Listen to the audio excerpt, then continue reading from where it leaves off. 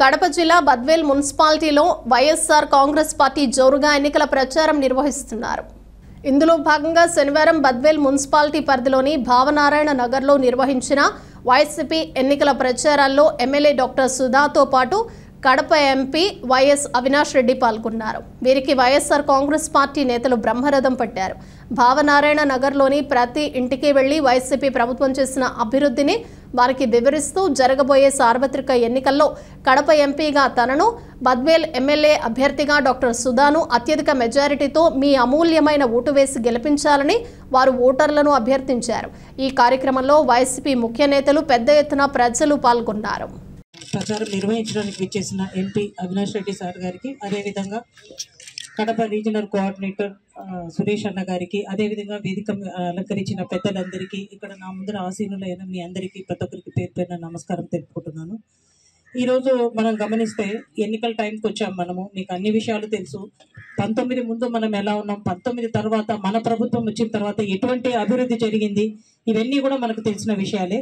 ఈ రోజున నేనైతే ఏమనుకుంటున్నానంటే, మన జగనన్న కానీ, ఇక్కడ ప్రతి కాన్స్టిట్యున్సీలో ఉండే ఎమ్మెల్యేలు కానీ, ఈ ప్రతిపక్షాలు అయితే ఇప్పుడు స్టార్ట్ చేశారు వాళ్ళు ప్రజల్లోకి వెళ్ళటం. మనమైతే డే 1 నుంచి కూడా జగనన్న ఎలా కష్టపడుతున్నారు, ఆ పబ్లిక్ రిప్రజెంటేటివ్స్ ను కూడా జగనన్న ఏ రోజు కూడా ఖాళీగా ఓట్లు వేసుకొని గెలిపించుకొని ఇంట్లో ఉందామంటే అలా కుదరటం లేదు.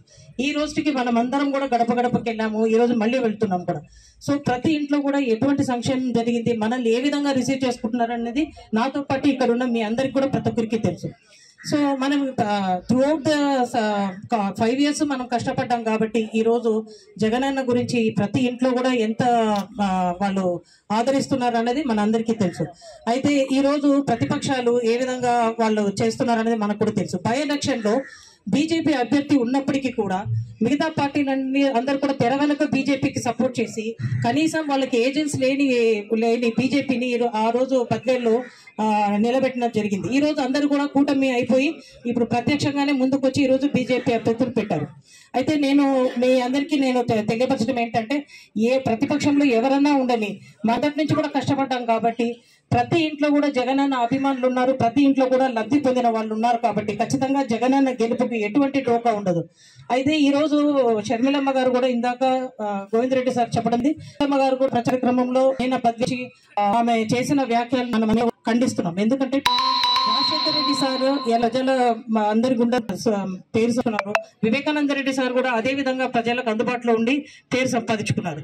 అయితే ఈ గత 5 ఏళ్లలో వివేకానంద రెడ్డి సార్ ఆయన మరణాంతరం ఇన్నేళ్లు ఎప్పుడే కానీ వాళ్ళకు గుర్తు రాలేదు. ఈ రోజు ఎలక్షన్ టైంలో ఆ ఇష్యూని తీసుకొచ్చి అది ఒక పొలిటికల్ విషయంగా దాన్ని తీసుకొచ్చేసి వాళ్ళు అనవసరంగా నిందలేసి అవినాష్ రెడ్డి సార్ మీద ఆ నిందలను నిరూపణ చేసేసి ఆల్రెడీ నిరూపణ అయిపోయిన విధంగా ఆమె మాట్లాడడం అన్నది చాలా ఖండించాల్సిన విషయం. కోర్టులో